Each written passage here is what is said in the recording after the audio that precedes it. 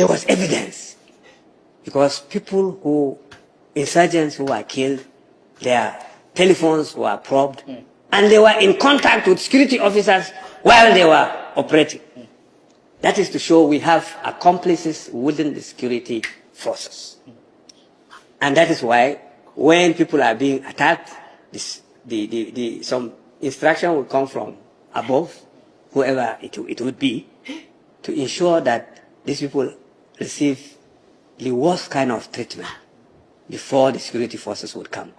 The people who are sponsoring insurgency in Nigeria didn't just wake up and then became insurgents or started to sponsor insurgency. It started and grew till when we got Sharia into our constitution. According to Sharia, Muslims will have to be the lords. You will have to submit. I will have to submit. Muslims who don't believe in that violence have to submit. There are rules. So since Sharia came in, insurgency in real time came in, because they have the right under Sharia to convert the unbeliever. Sorry to interrupt you, sir. Sorry to interrupt you. Pardon me. The aspect of Sharia, the Constitution allows, correct me if I'm wrong, it is in the cases of inheritance, marriage, marital issues, disputes. Those were the penal court thing which Sardauna had. Yes. The Sharia today. Yes. Why was Leah Sharibu taken out of so many girls? That's Hold on. Why was the lady in Sokoto stoned to death? It's Sharia. So there are so many things that have happened which we can refer to, which are Sharia compliant issues. Many things have happened. Why do we have a parallel policing in Kano? It is because of Sharia. So, if you are in Kano, even if you are an Igbo man or whoever, and you want to trade your beer, you go and smash it. If you are lucky to go away alive. That is Sharia.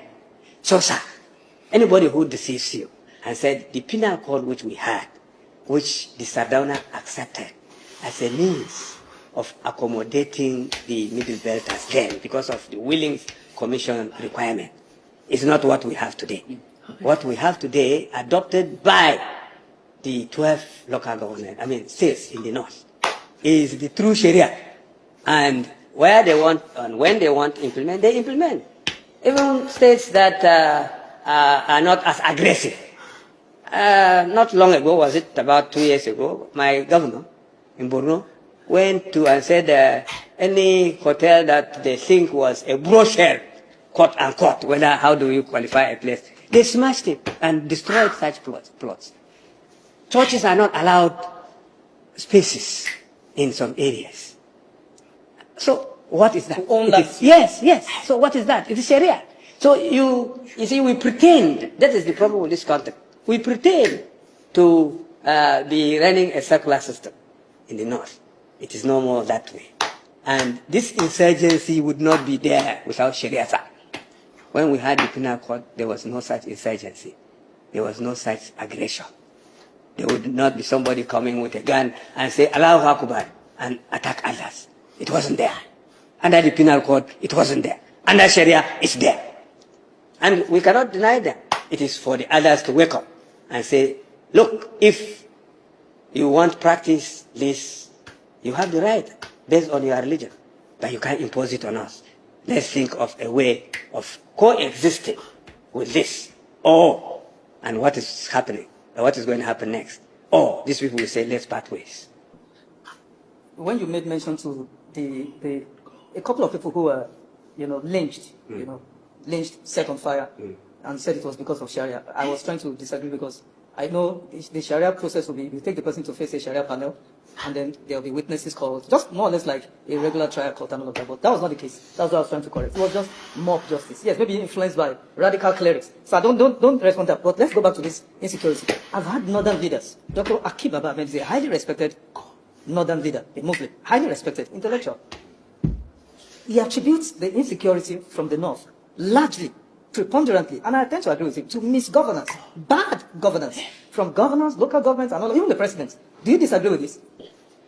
Yes, people in power directs and determines what their people do. So in that regard, you can't disagree with him. Do you Because, no, I said you and I too can disagree with him. Because if those things that initiated the Boko Haram insurgency didn't start from the political circle, allowing them to do what they did, it wouldn't have exploded to where it is now. And that is true, because leadership determines what the followership does. Good, fine and good. Even those who are attributing so many things to Ali Sharif, I look at Ali Sharif as saint compared to some people who came after him. Because though Ali Sharif negotiated with a religious group, which was at dead not Boko Haram, they were a religious group to assist him wrestle power. It was later they became Boko Haram. But how did they become Boko Haram? The same Ali Sharif went after them when they insisted on Sharia. He didn't want to be Sharia compliant at the time. So to that extent, I tell some people, I don't see Ali Sharif as Ali Madu Sharif as the man who started this thing. Yes, he negotiated with these people to assist him to wrestle power, which they did. But he refused to implement Sharia. All the same, he had his own militant group, but nearly all governors also have theirs to ensure that they win election. So, sir, without the constitutional backing which we had in 1999 Constitution, many of these governors in the north will not declare Sharia. That is the truth. Because they believe now with Sharia, rather than the penal code in the Constitution, they can declare Sharia in their states, and there's nothing you can do about it. You can go to court, they will tell you Sharia is in the Constitution, and they have the right to practice their religion. Those then who went further to say, yes, in this system, we are allowed to persecute those who don't adhere to Islamic norms, and Christians don't. These things wouldn't be there, sir.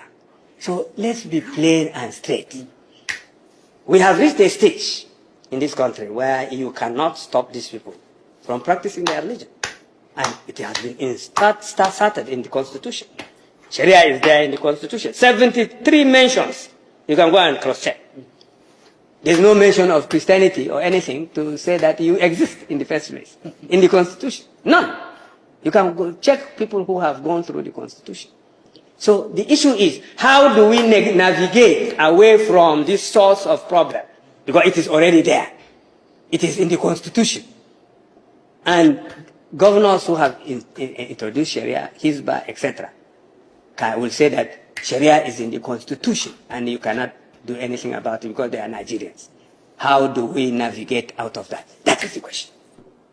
I'm sure our viewers will struggle, especially northern Muslims, will struggle to agree with you. Because I'll go back to the issue of bad governance, failure of leadership, according to Dr. Akim Babamed, according to pretty much everybody I've sat with. And I've been on this for years now. Sir, 20 million plus children out of school on the streets. You see them everywhere in the north. Children of school going age on the streets. Yes. Those are the ready supply, the recruitment source for all these bandits, terrorists, kidnappers, insurgents, name it. Do you agree, sir? I agree. There's no primary health care in anywhere, any villages. No primary health care in almost all the places. Look at primary schools. So poverty, sir. Look at poverty. Poverty in the north is like 10 times worse than the rest of Nigeria. I could go on, reading out these horrific statistics. So I go back to it. Is it fair to just narrow down on the issue of Sharia as the lone causative factor for all these problems? Thank you. The practice of taking children, handing them over to malams or to these mullahs to train, to travel rather than with taking them, them to school. Listen, to travel with them, blah, blah, is still part of the religious practice. You don't go to my village, you will not see a beggar on the street with a ball in his hand. It's shameful in my tradition to even have someone who is physically challenged, whether even mentally, to see him on the street begging. Because in my tradition, it's a taboo. You keep your weak and feed them till they die.